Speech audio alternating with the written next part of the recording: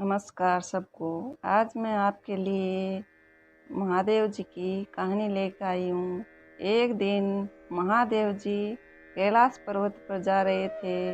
पार्वती बोली, मैं भी चलूँगी आपके साथ। महादेव जी बोले, पार्वती तुम मेरे साथ चलो, मुझे भूख प्यास लगेगी। मैं बोली, नहीं महाराज, मैं भी चलूँगी।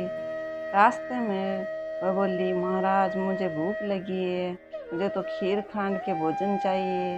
महादेव जी बोले, मैंने तो आप पहले ही आपको कहा था मेरे साथ मत चलो, तो तुम नहीं माने। अब वह आगे जाके नांदे पर बैठ गए। तो नांदे पर बैठे तो सभी लोग कहने लगे, देखो देखो बेचारे पशु को कैसे बोझे मार रहे हैं, दोनों जोगी और जोगन बैठे हैं। तो आगे जाके ना शिव जी महाराज उतर गए और पार्वती पीछे बैठी।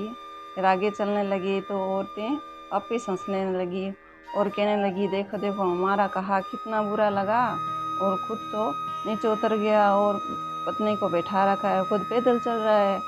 फिर आगे जाके शिव जी बैठ गए और पार्वती माता को नीचे उतार दिया और फिर आगे चलने लगे।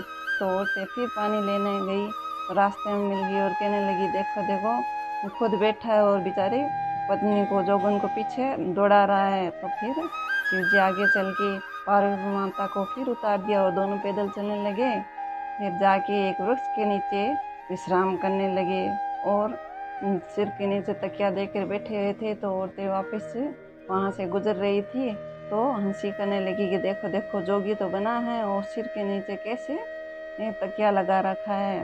तो शिव जी ने तकिया निकाल दिया और वो ऐसे ही विश्राम करने लगे। थोड़ी देर बाद में वहाँ से औरतें वापस जा रही थी। देखो हमारा कहा कितना बुरा लगा जोगी को, और तकिया निकाल दिया।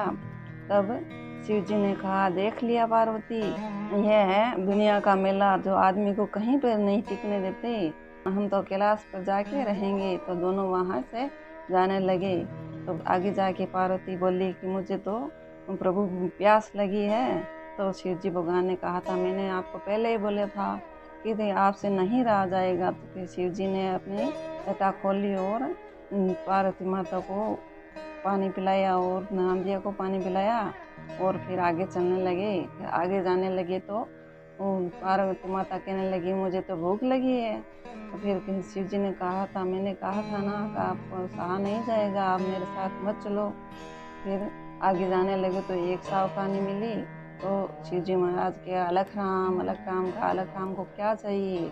अलख राम को, मेरी पत्नी को भूख लगी है तो खीर खान का भोजन चाहिए। जो सावकानी बोली कि मेरे पास कहाँ खीर खान का भोजन है, अगर खीर खान का भोजन चाहिए तो आप अपने घर पर ही रहते, हमारे घर पर तो बहुत खाने वाले हैं, मैं कहाँ से लाऊं।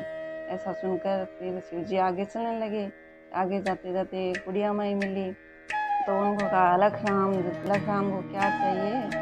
भोजन चाहिए खीर खान का, मेरी पत्नी साथ में उसको भूख लगी है। तो वो बुढ़िया माई बोली कि अच्छा ठीक है, आप जोगी महाराज जी बैठिए। तो उनको आदर सत्कार के साथ बिठा दिया और अब खुद सामग्री लेने बाहर जाने लगी। तो शिव जी बोले कि बुढ़िया माई आप कहाँ जा रही हो बाहर? तो मैं सामग्री लेके आती हूँ, अभी खीर खान का भोजन बना दूँगी। तो अंदर जाके देखो बहुत सारी सामग्री पड़ी है।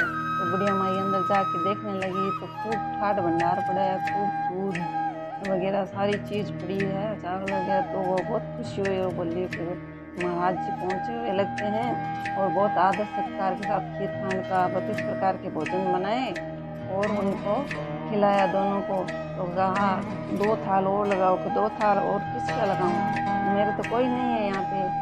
ना तुम्हारे बेटे बहू है वो पीछे से आ रहे हैं, देखो गंजोड़े की जात से। उन्होंने 2 थाल और लगाए और उनको सबको खिलाया खाना और खुद भी खाया। फिर भी वो खीर खत्म नहीं हो रही थी, सारे ऐसे प्रकार के भोजन। तो कहा, महाराज इसका क्या करूं? आप जाकर अपने पड़ोसियों को इसमें सबको जगह बांट आओ। तो ठीक है। फिर बुढ़िया माई एक बर्तन में लेके सबको खीर खान का भोजन बांटने लगी। आगे जाके सावकानी के पास गई, लो बहन खीर खान का भोजन कर, आपके पास तो कुछ भी नहीं था, तो अब खीर खान का भोजन कहाँ से आ गया?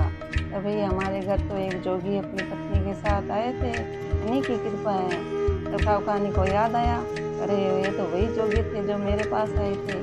तो तो भाग्यवान भी उनके पास गई और उनके पैर पकड़ लिए कि महाराज मुझे क्षमा करो, तो मेरा तो सब ले लिया और बुढ़िया माई को सब दे दिया।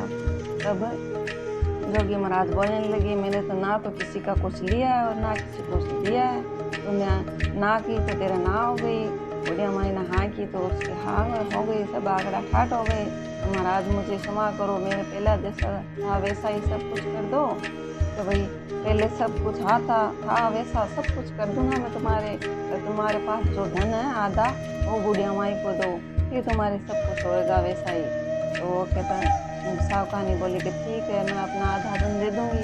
तो इसने अपना आधा धन बुढ़िया माई को दे दिया। वो सावकानी के बहुत फूट फाट भंडार भर गए और पहले जैसा हो गया। तो खुशी खुशी वो घर चली गई और जाके सबको बधाई देने लगी कि वहाँ तो बहुत अच्छे जोगी आए थे, तो हमारे सारे आग के ठाट हो गए हैं। सब भगवान को उनको प्रणाम।